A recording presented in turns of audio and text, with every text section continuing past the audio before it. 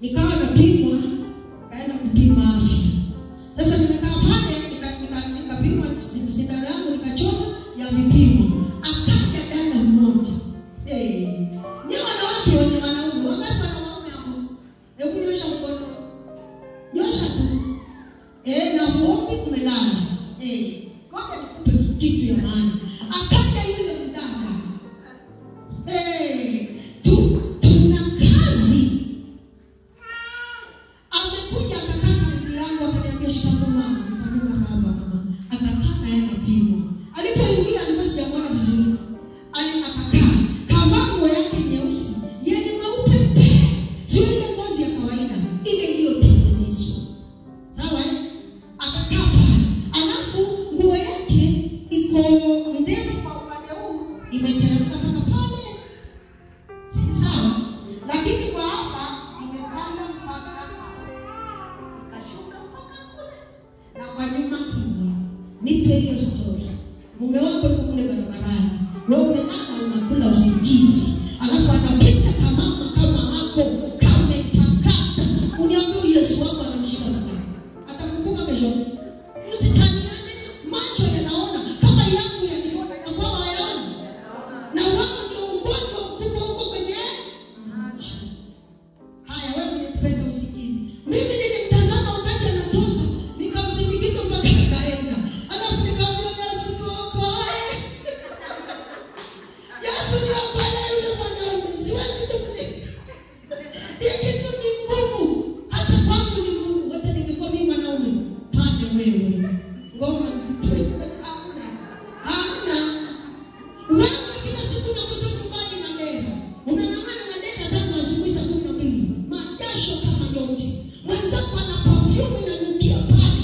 Eneo lote amefunika. Hivi akakosea. Kwa bahati mbaya tu. Akaenda kamhani mume wako. Kile tu kielele. Akaacha ile perfume pale. Haki itakaa kwenye akili. Kila saa atakumbuka yule ni malaika au mwanadamu. Anarudi kwako anakuta na dera. Vumbi kama lote. Harufu ya jasho kama yote. Hivi mtu atakupenda kwa kipi? Yesu huna, Roho Mtakatifu huna, nguvu ya Mungu ulishapoteza. Kibali kimeshapotea. Bado hataenda kujipenda wewe kama wewe kibinadamu. Ushachoka. Kwani usiache? Wenzetu wana bidii. Hapa yule mwanamke alibeba kikweta cha unafahamu. Akaenda kampaka Yesu. Ikaleta gumzo. Wakasema kwa nini ametumia haya mafuta ya thamani na unai? Kwa nini yule mwanamke anatembea na perfume ya gharama? Kwa nini? Wewe kwako ni ipi? Umejaa vumbi tu. Hata hata moja unaona. Ya kwako inaitwaje? Ile ni ya thamani. Kuna vitu Yesu atuokoe. Tunasema ndoa zinavunjika, tunavunja wenyewe zingine.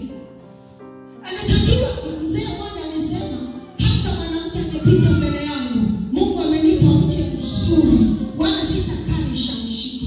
Mimi nikajiuliza huyu mke wake yukoje? Nikatafuta namna zote, nikasema hata nitatafuta mpaka nimuone. Kweli nilimkuta. Ni kweli. Wewe akisimama hapo wote mtasema huyu mwanamke amepita. Wengine sijui nini. Lakini huyu amepita mwenyewe. Sasa ngoja nikwambie, Mungu atakupa uzuri, hakuna mwanamke mbaya. Lakini unajibidisha vipi? Uweke nakshi, madoido, vitu vya maana, hata perfume.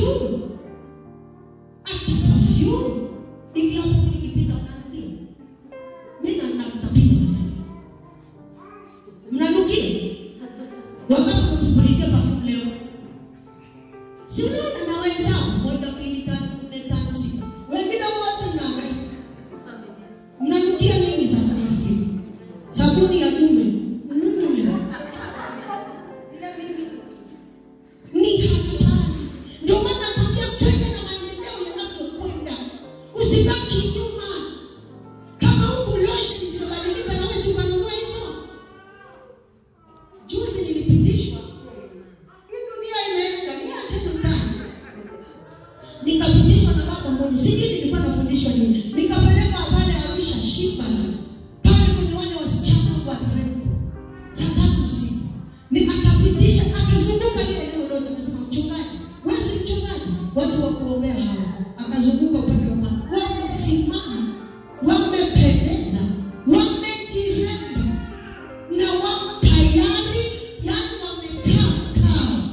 Akipita tu mwanaume wanasubiri zamu ya nani anaitwa nani. Sasa kama kule nje mambo yako nje namna hii, wewe ukutana unajibidisha vipi? Ndipo nafikiri kama umeomba sana kuliko Yesu. Haoni tena, amekuwa kipofu, labda awe kipofu wa macho kabisa. Kama ana macho mtihani nao. Wamama, watu